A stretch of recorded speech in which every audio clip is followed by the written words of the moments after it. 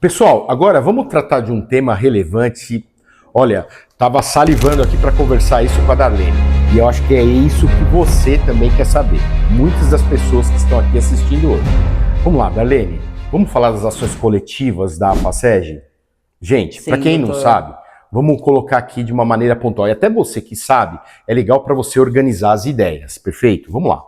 Existem aí, vamos falar das principais. Duas ações principais que hoje estão em evidência. Uma delas relacionada aos 11,08%. E a outra relacionada à questão dos salários mínimos, tá bom? Nós vamos falar dessa questão que se limita àquelas pessoas que estão inscritas no processo, ou seja, existe uma relação de associados que, por hora, por ocasião, melhor dizendo, da distribuição das ações, Exatamente. É isso, né, Darlene? Elas estavam associadas. Então, lá tem um rol de aproximadamente umas 1.400 pessoas em cada processo, Darlene, Não, mais ou menos? Acho que, como as listas foi para os dois processos, Certo. dava quase 1.700 pessoas. 1.700 pessoas. Então, nós estamos falando aqui de um público de mais ou menos 1.700 pessoas. Só que é um público que pode ser maior. Porque, infelizmente, muitas destas pessoas já faleceram, tá? Em razão até da demora processual, certo? Decorrente aí, a gente sabe, de uma gama de circunstâncias e situações que fazem com que um processo se prolongue no tempo, tá? Mas, então, o que eu quero esclarecer para vocês e o que a Darlene vai trazer aqui é para falar dessas duas ações. Darlene, vamos iniciar aí sobre os 11,08%. Eu vou deixar o salário mínimo para depois, porque o salário mínimo depende de um outro recurso aí que a gente vai falar. Mas Exatamente. o dos 11,08%, ela já está pronta e acabada, e já deveria, salvo engano, a Fazenda já estar apostilando, remunerando e já com os precatórios prontos, não é isso? E o que está acontecendo, Darlene, nessa ação dos 11,08%? Bom, pessoal, nós estamos lutando contra o Estado de São Paulo. É um dos estados mais poderosos. Eu falo muito isso, eu me torno repetitiva porque as pessoas não entendem. O Estado de São Paulo ele tem uma gama de quase 900 procuradores contra um advogado nosso. Vocês têm noção, nós ganhamos esse processo. Nós ganhamos, Darlene solicitou a execução da obrigação de fazer, porque a execução ela é feita em duas partes. A primeira parte é a obrigação de fazer, que é o apostilamento nos olerites, que é a parte que cabe à PACEG, porque a obrigação de pagar, são os atrasados, vocês têm que fazê-lo de forma individual. Aí depois o doutor pode explicar de forma mais concisa. E nós ganhamos. O Estado, ele simplesmente ingressa com a manifestação, né, dizendo para suspender o processo de execução, pois, como existia essa ação de unificação de sentença e não tinha sido ainda transitada e julgada, que nós não teríamos direito, tinha que aguardar. Só que, gente, não tem que se aguardar nada, porque esse processo de unificação de sentença, ele não incide em processo já transitado e julgado. O doutor vai poder falar de forma mais técnica. Não, e tem um detalhe, Darlene, que o que me estranha muito nesses casos é porque existe o processo principal, gente, dos 11,08, e que existe lá o doutor Rinaldo, Sim. que está tratando desse processo junto ao tribunal, perfeito? Exatamente. Mas existem centenas e agora milhares de cumprimentos de sentença, que é um momento, gente, onde há satisfação do crédito decorrente dessa ação, né?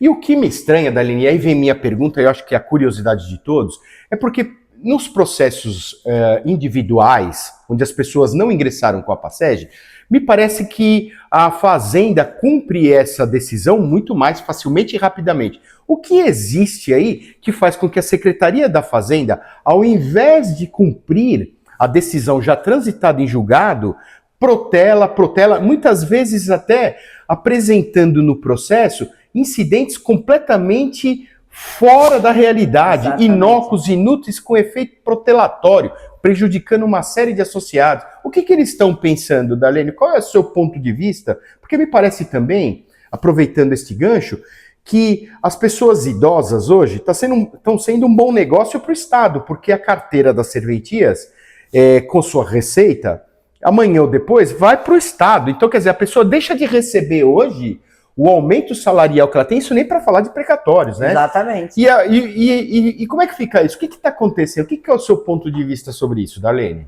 Bom, a pergunta que não quer calar, né?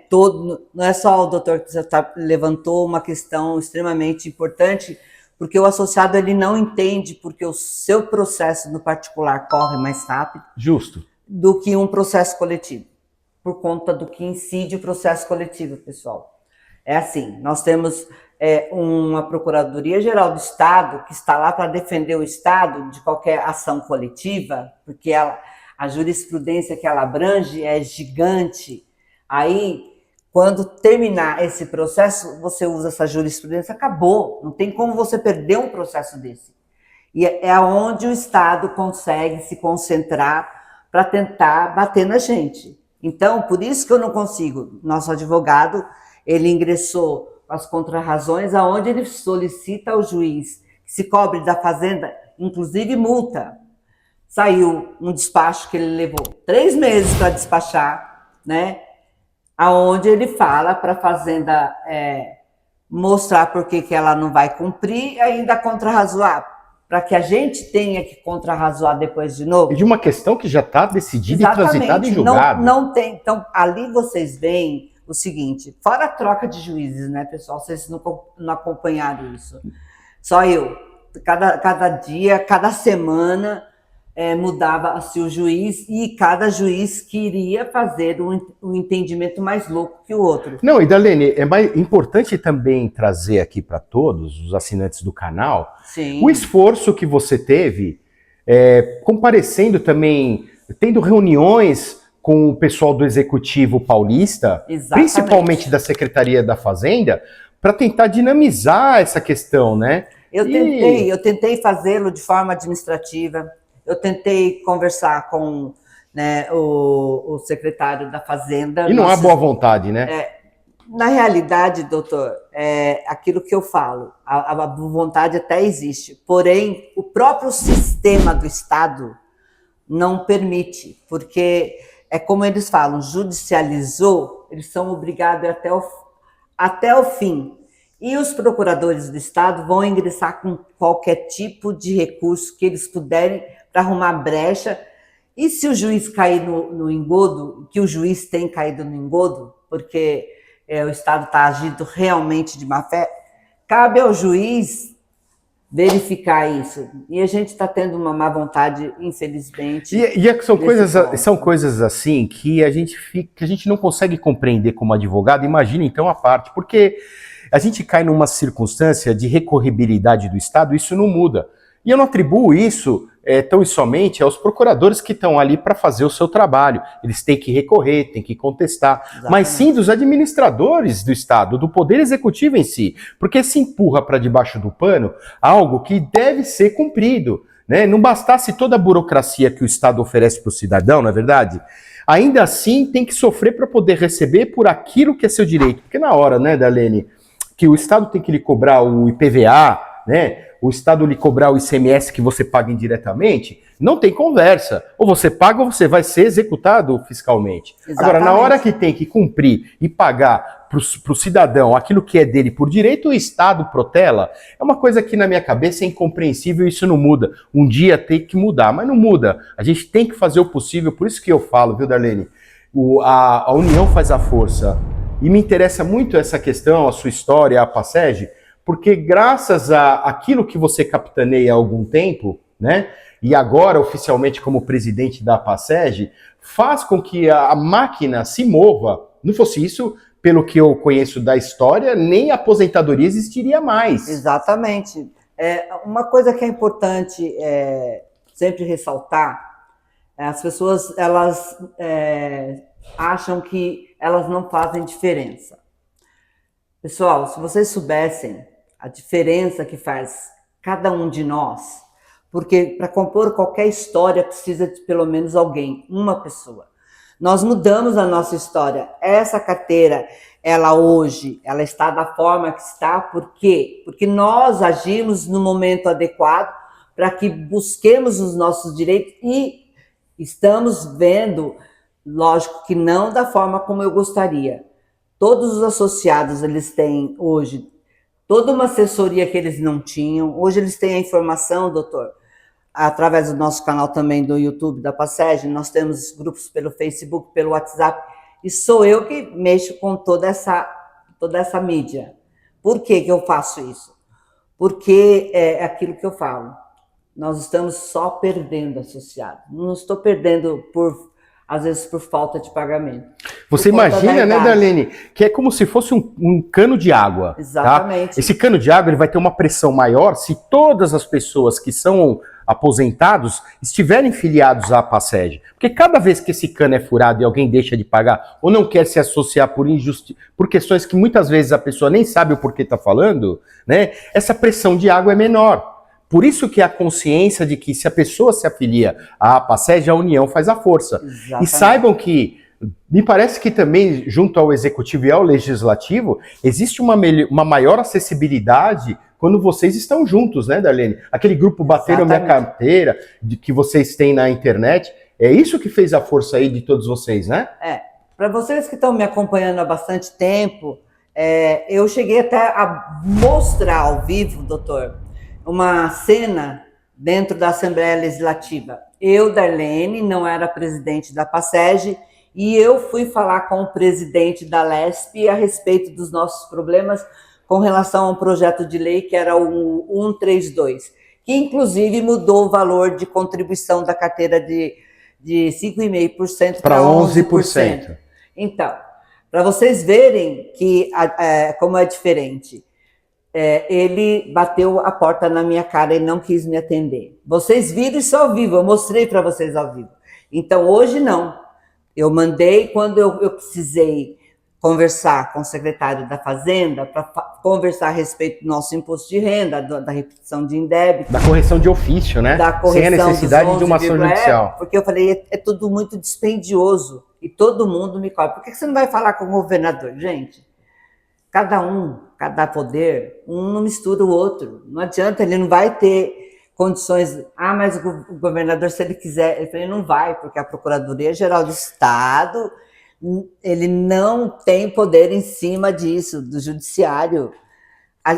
Assim, é tudo entre aspas. Tudo é justificativa para não ajudar. Se pode piorar, para que vai ajudar, né? Esse que é o pior do Brasil. O ruim do Brasil é esse. Por isso que hoje a associação ela tem um valor representativo maior, porque quando eu mostrei para vocês, muitos se associaram. Aliás, a maioria dos que estão associados hoje entraram através do Bateram Minha Carteira, que foi o grupo que eu criei para trazer nossa aposentadoria de volta, que fez com que a DI, que existia lá no Supremo Tribunal Federal, que o Estado não era responsável, mas consegui fazer com que o Estado fosse responsável por essa carteira, e que gerou todas essas demandas judiciais que a gente está comentando aqui agora. Já foi tema de outro vídeo que do podcast que o doutor me convidou, então eu não vou me alongar, porque eu acho que essa carteira ela é muito peculiar, vocês têm que entender que não tem para onde correr. Nós temos uma única porta, a porta é a Passeg. Essa porta está aberta para vocês. Importante também, né, Darlene, destacar que você teve uma participação, que você compareceu para falar com o juiz da primeira vara, que é o juiz que cuida deste processo do coletivo e dos cumprimentos de sentença, e chegou a conversar com ele por uma ou duas vezes, né? Não só com ele, como os outros também. Os outros que passaram. Porque cada semana estava mudando o juiz, então o que eu fazia? O escritório é perto, então eu corria lá. Teve um dia que foi até absurdo aquilo. Eu de manhã tinha um juiz, eu saí para almoçar, quando eu voltei já era outro juiz. Já era outro juiz. E tudo isso deu um tumulto processual que, inclusive, está na decisão do doutor Marrei com relação aos mínimos. Nós estamos falando dos 11,08% por enquanto. Bom, então, para quem está nos assistindo, Darlene, a questão dos 11,08, eu creio que nós chegamos num momento redundante. Exatamente. Pelo andar da carruagem, daquilo que eu percebo como advogado, não só como entrevistador aqui da Darlene, mas me parece que chegou no momento em que o Estado e o Judiciário não têm mais outras circunstâncias senão fazer cumprir a própria decisão transitada em julgado, né? Exatamente. Então, cremos que, no futuro muito breve, espero que esse ano ainda, as pessoas já tenham aí pelo menos o apostilamento de seus vencimentos, né? E o momento que é importante destacar, né? Que o momento que ocorre o apostilamento é quando ocorre o reajuste efetivo. Efetivo, né? No seu olerite, no e seu que, vamos salário. dizer, né, Darlene, hoje é importante colocar que gira em torno aí de mais ou menos de R$1.000 a R$1.300 a R$1.400 limpinho para você todo santo mês. Exatamente. Tá? Isso multiplicado por 13, porque todos recebem 13 salários ao ano, né? Então, isso cremos e lutamos para que isso ocorra, né, Darlene? A minha finalidade, quando eu solicitei que fizesse o cumprimento de sentença coletivo, foi por quê? Lógico, eu falando com o associado pessoalmente, eu sei a dificuldade financeira que ele está passando. A idade só nos traz doenças, infelizmente, e mais gastos, né? Então, eu pedi para o nosso patrono fazer a execução da obrigação de fazer para todo mundo, nos 2 processos. Por quê? Eu podia ter deixado para cada um fazê-lo de forma individual e não gastar esse dinheiro, porque cada petição daquela, pessoal, tudo é pago pela associação, né? Porque cada vez que o advogado tem que contrarrazoar, tem que agravar, ou ED, embargos de declaração, apelação, tudo isso é pago, custeado com o dinheiro de vocês, ou seja, e cada centavo eu presto conta.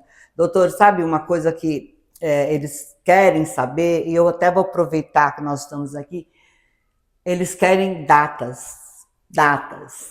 O doutor tem muito processo, aliás, acho que uma das pessoas que tem bastante processo dos 11,08%, inclusive, o senhor pode, por gentileza, fazer uma explanação se tem como eu dar datas para meus associados, porque, infelizmente, é uma das coisas que eles mais me cobram. E aí eu vou usar o quê?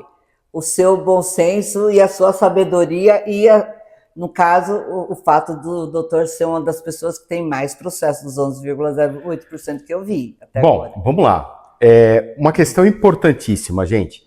Eu sempre coloco isso nesse meu canal, tá? Primeiro, se você vai tratar de questões relacionadas à aposentadoria e previdência, você tem que procurar um advogado que seja especialista.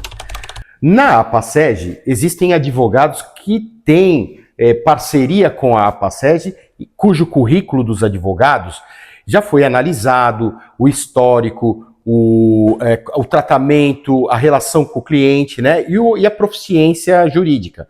Então, a Darlene, lá na APASEG, pode indicar para você um advogado que seja especialista, porque hoje a gente está aqui no meu canal e eu não gosto, obviamente, de puxar a sardinha para o meu lado, né? Mesmo porque é importantíssimo, né, Darlene, destacar o trabalho dos outros colegas, que é um trabalho de excelência, tá bom, gente? Então, é o meu respeito, inclusive, por eles. Então, essa é a primeira dica. A segunda dica é que eu percebo que tem muitos associados que procuram advogados da cidade, que ingressam no cumprimento de sentença por meio errado, por meios processuais que são totalmente inadequados. Um exemplo deles é aquele cidadão que habilita, aquele colega que se habilita como herdeiro no processo principal. Gente, isso não existe. Não existe isso. Tá? E isso faz atrasar o processo principal. O juiz também, que não adianta reclamar do juiz se o advogado não colabora, perfeito?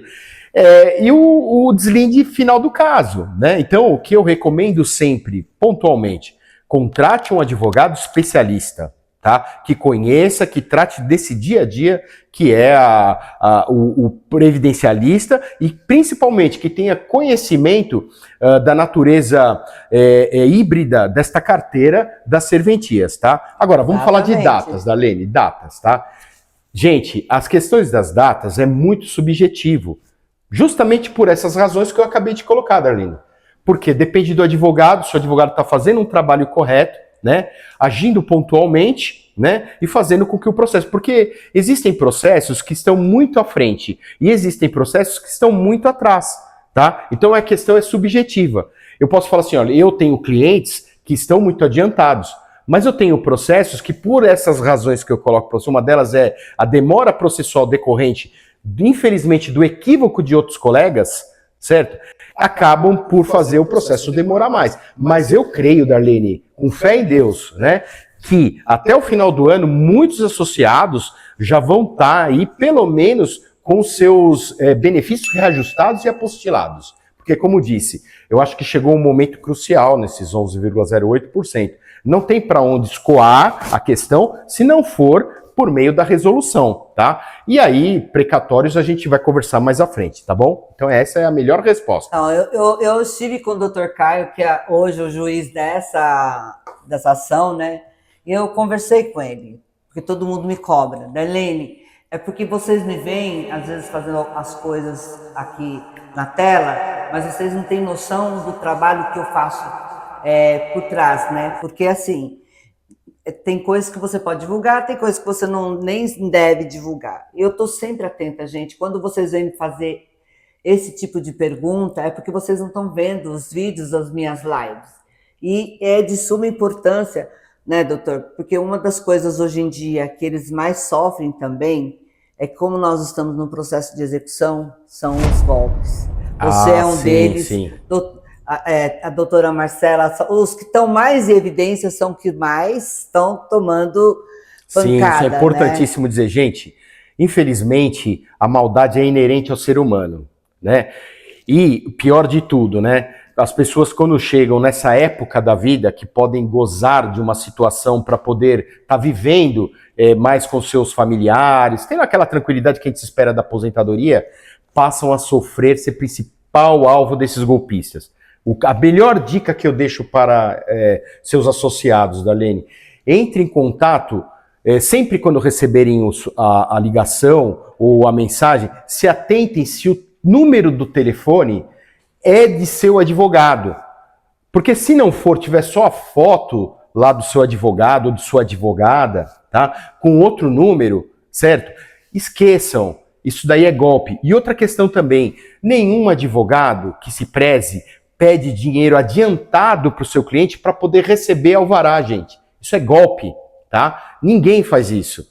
Muito pelo contrário, muitas vezes os honorários estão diretamente ligados ao sucesso do cliente. Exatamente. Lá dentro do processo. Agora, entre em contato alguém dizendo para você, olha, você ganhou uma decisão, até muitas vezes é uma sentença ou um acórdão, Darlene, que realmente foi publicado, mas que esse cidadão, que é o bandido, ele fica esperando para poder pegar essa publicação, mandar para você e convencê-lo de que o seu benefício já saiu. E não é verdade. Certo? Então fiquem muito atentos a essas questões, não adiantem dinheiro para ninguém, a não ser para cobrir custas mediante conversação com o seu próprio advogado e que decorra do número de telefone do escritório dele. Exatamente. Isso é fundamental. Senão, gente, nós vamos continuar sendo vítima desse povo, porque eu também sou, a doutora Marcela, doutor Ziller, né, todos os outros, doutor Bonner, todos os outros advogados acabam sendo vítimas porque aparecem lá nos seus rostos, né, tudo que está nas suas páginas sociais e com outro número, quando na verdade não são eles, tá ok, gente? Então é isso, fique a dica aí para poder olhar essa questão. E aí, pessoal, gostaram desse vídeo? Curtem, compartilhem e aguardem o próximo.